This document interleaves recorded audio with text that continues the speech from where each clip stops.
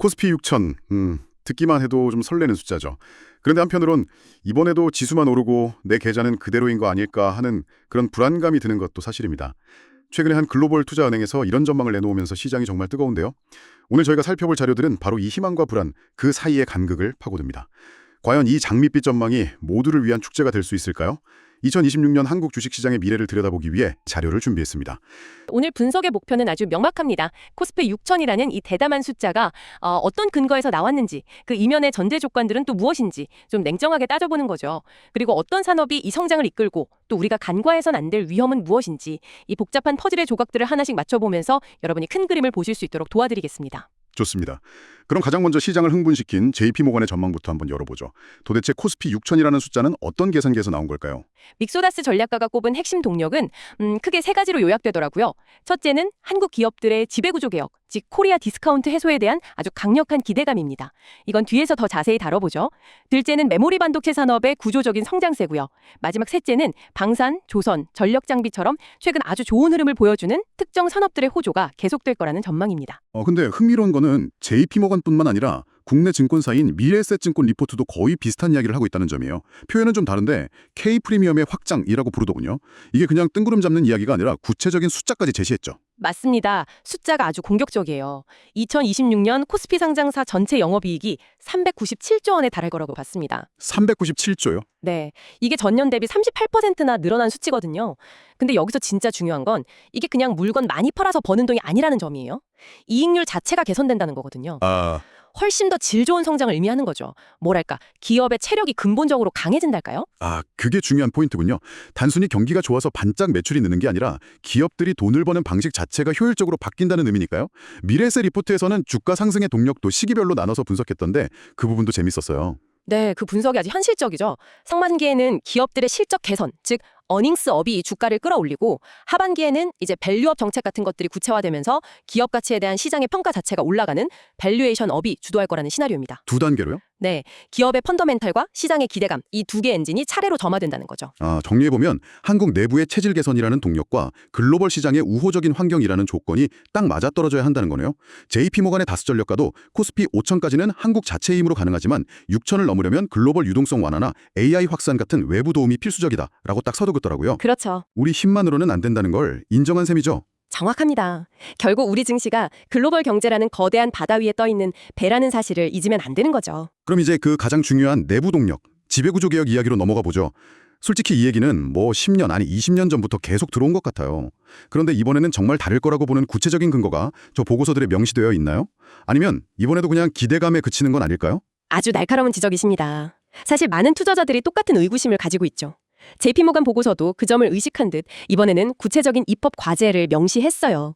3차 상법 개정과 세제 개편안을 반드시 넘어야 할 산으로 꼽았습니다. 아예 법으로요? 네, 법과 제도가 바뀌지 않으면 구두선이 그칠 거라는 걸 아는 거죠. 그리고 법이 통과된 후에는 정부의 강력한 집행력이 관건이 될 거라고 봤고요. 특히 주주 가치를 훼손하는 행위에 대해서는 징벌적 수준의 메커니즘이 필요하다고 강하게 지적했습니다. 행동으로 보여주지 않으면 믿지 않겠다는 거군요. 외국인 투자자들 반응에 대한 언급도 있었죠? 네, 외국인들은 여정이 회의적이다라고 명시했어요. 하지만 자사주 소각처럼 실질적인 주주 환원 조치가 가시적으로 나타나면 그들의 인식이 빠르게 바뀔 거라고 전망했습니다. 제 주변 펀드 매니저 친구들도 항상 하는 말이 한국 기업은 실적은 좋은데 그 이익이 주주한테 돌아오는 파이프가 꽉 막혀 있다는 거였거든요. 파이프가 막혀 있다. 네, 자사주 소각 같은 건 그 막힌 파이프를 시원하게 뚫는 상징적인 행동이니까 그때부터 돈의 흐름이 바뀔 거라는 거죠. 미래에셋 리포트는 이 부분을 PBR이라는 지표와 연결해서 설명하더군요. PBR, 주가순자산 비율. 말이 좀 어려운데 이걸 좀 쉽게 풀어주실 수 있을까요? 그럼요. PBR은 쉽게 말해 이 회사가 가진 순자산 대비 주가가 얼마나 가성비가 좋은가를 보여주는 지표라고 생각하시면 돼요. 가성비요? 네, 예를 들어 PBR이 1보다 낮다는 건 회사를 지금 당장 다 팔아서 정리해도 주주들이 투자한 돈보다 더 많이 가져갈 수 있다는 뜻이니까 이론적으로는 엄청난 저평가 상태인 거죠. 지금까지 한국 기업들은 주주에게 소홀해서 이 가성비가 형편없게 평가받았다면 앞으로 지배구조 개선으로 제값을 받게 될 거라는 기대감. 이게 바로 PBR 재평가의 핵심 논리입니다. 아하, 가성비라는 표현을 쓰니 확 와닿네요. 이런 노력들이 단순히 주가를 올리는 걸 넘어서 더 큰 목표를 향하고 있다는 분석도 있었어요. 바로 MSCI 선진국 지수 편입인데요. 맞습니다. MSCI 선진국 지수 편입은 단순히 이름표를 바꾸는 게 아니에요. 전 세계 거대 연기금 같은 큰 손 투자자들에게 여기는 믿고 투자할 수 있는 선진 시장입니다라는 공인 인증 마크를 받는 것과 같아요. 아, 인증 마크? 네. 그러면 이 펀드들은 자신들의 규칙에 따라 좋든 싫든 자동으로 한국 주식을 일정 비율 사야 하거든요. 그야말로 돈의 고속도로가 뚫리는 셈이죠. 와, 지배구조 개선은 그 고속도로를 놓기 위한 필수적인 공사라고 볼 수 있습니다. 알겠습니다.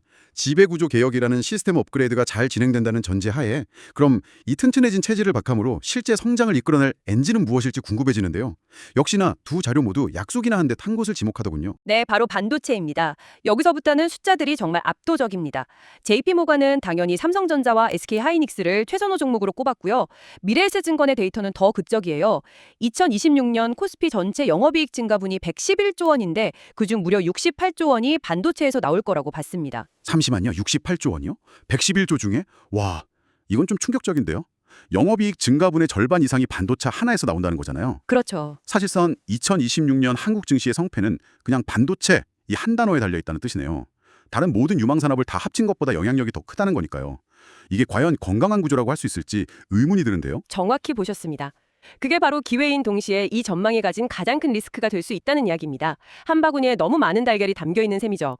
다만 미래에셋증권 리포트가 흥미로운 점은 반도체 외에도 K프리미엄을 이끌어갈 다른 산업들을 4개의 그룹으로 아주 명확하게 분류했다는 점입니다. 아, 분류를 했군요. 네, 여러분의 포트폴리오를 생각하면서 들어보시면 아주 재미있을 거예요. 오, 그 분류 좋네요. 한번 들어보죠. 첫 번째 그룹은 K프리미엄의 중심입니다. 말씀드린 실적의 절대 강자 반도체, 그리고 여기에 전력기기, 조선, 방산이 포함됩니다. 이들은 단순히 실적이 좋은 걸 넘어서 이익의 안정성까지 확보했다고 높은 평가를 받고 있습니다. 두 번째 그룹은 K프리미엄의 시작이네요. 정부의 밸류업 정책 수혜가 기대되는 금융, 지주사. 아, 이건 앞서 말한 지배구조 개혁과 직접적으로 맞물리는 섹터군요. 맞습니다. 세 번째 그룹은 K프리미엄의 부활입니다. 한동안 어려움을 겪었던 2차 전지가 주인공이에요. 2차 전지요? 네. 전기차 시장의 성장 둔화 우려가 있었지만 ESS, 즉 에너지 저장 장치 같은 새로운 시장이 열리면서 실적이 턴어라운드 할 거라는 기대가 담겨 있습니다. 그리고 마지막 네 번째는 K프리미엄의 원조, 바로 바이오입니다. 잠시만요. 바이오요? 사실 바이오는 유동성이 풍부할 때 움직이는 대표적인 성장주인데 조금 전에 미래에셋 리포트가 경고하는 리스크 중 하나로 인플레이션 고착화를 말씀하지 않으셨나요? 금리가 높은 시기에는 바이오 같은 성장주에 불리한 환경일 텐데 이 두 전망이 어떻게 공존할 수 있는지에 대한 설명도 있었나요? 예리하십니다. 리포트도 그 점을 의식해서 유동성이 풍부해질 때라는 단서를 달아두었습니다. 아, 단서가 있었군요. 네, 즉 당장의 주도주라기보다는 2026 하반기 이후 글로벌 금리 인하 사이클이 본격화되면 가장 탄력적으로 움직일 수 있는 후발주로서의 가능성을 높게 본 거죠. 기술 수출 같은 개별 기업의 호재가 다시 주목받을 수 있는 환경이 조성될 거라는 전망입니다. 단기적 관점과 장기적 관점을 분리해서 접근한 셈이죠. 알겠습니다. 시차를 두고 접근해야 한다는 거군요.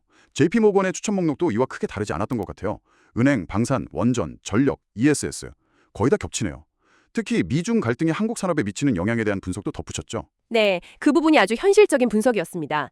미중 갈등 심화로 인해 글로벌 공급망이 재편되면서 한국의 방산이나 조선 같은 국가 안보 관련 산업들이 반사이익을 얻고 있다는 거죠. 아, 단순히 실적이 좋다는 차원을 넘어서 지정학적 변화 속에서 구조적인 성장 동력을 확보했다는 분석이 아주 인상적이었습니다. 자, 여기까지 들으면 정말 당장이라도 주식 계좌에 돈을 더 넣어야 할 것 같은 기분입니다. 하지만 여러분이 보내주신 세 번째 자료, JTBC 뉴스 영상은 이 장밋빛 파티에 찬물을 확 끼얹습니다. 코스피가 5천, 6천을 가도 대부분의 개인 투자자들은 그 상승을 전혀 체감하지 못할 거라는 냉혹한 현실을 보여주죠. 이 부분이 이 장밋빛 전망의 가장 어두운 그림자라고 할 수 있습니다. JTBC가 제시한 수치는 정말 충격적이에요. 삼성전자와 SK하이닉스 이 단 두 종목이 코스피 전체 시가총액의 38%를 차지하고요. 38%요? 네. 그리고 작년에 코스피 지수 상승률 이상으로 오른 종목은 전체의 9%에 불과했다고 합니다. 반면에 48%, 거의 절반에 가까운 종목들은 오히려 주가가 떨어졌어요. 와, 지수는 오르는데 왜 내 계좌만 파란불이지? 이 경험 아마 많은 분들이 공감하실 겁니다. 바로 증시 양극화 문제군요. 이런 극심한 쏠림 현상은 시장 전체를 더 취약하게 만들 수밖에 없겠죠. JTBC 뉴스에서는 AI 거품이 꺼질 가능성이나 예상치 못한 경기 변동에 대한 우려를 제기했고요. 저희가 본 전문 보고서들 역시 구체적인 위험 요인들을 명시하고 있었습니다. JT모건이 꼽은 블랙스완, 즉 예측은 어렵지만 한번 터지면 시장에 큰 충격을 주는 리스크는 뭐였나요? JP모건은 세 가지를 꼽았습니다. 첫째, 우리가 지금까지 길게 이야기했던 한국의 지배구조 개혁이 기대만큼 진행되지 않을 가능성.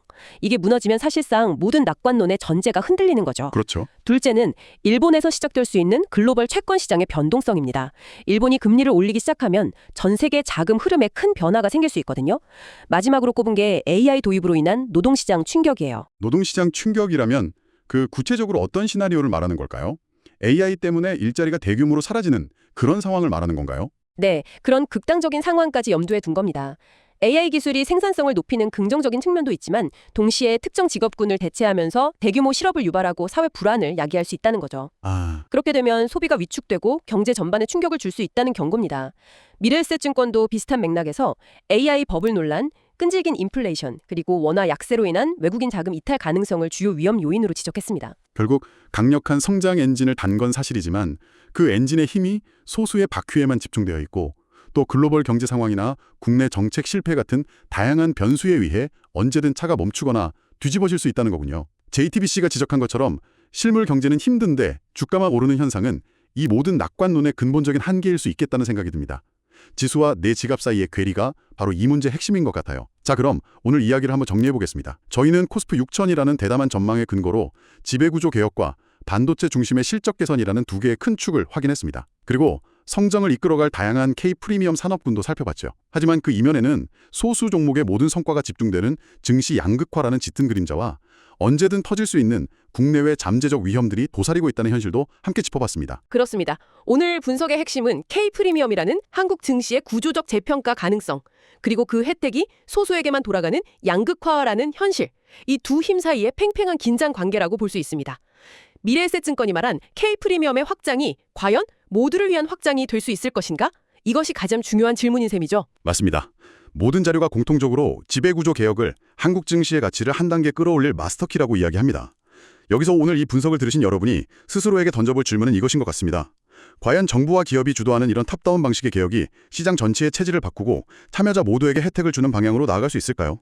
아니면 그저 현재의 승자독식 구조를 더 견고하게 만들어 양극화의 골만 더 깊게 파게 될까요? 이 장밋빛 전망의 온기가 시장 참여자 모두에게 골고루 퍼지기 위해선 앞으로 무엇이 더 필요할지 고민해 보시면 좋겠습니다.